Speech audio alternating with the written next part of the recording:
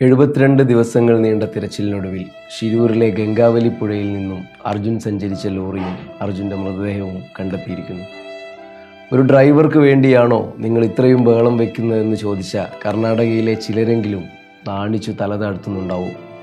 അതെ, മലയാളികളെ അവർക്കറിയില്ലല്ലോ.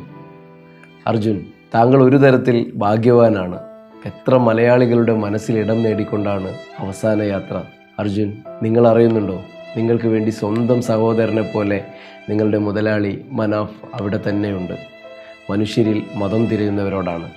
മനാഫ് നിങ്ങൾ അടങ്ങാത്ത വിശ്വാസത്തിൻ്റെ പ്രതീകമാണ്.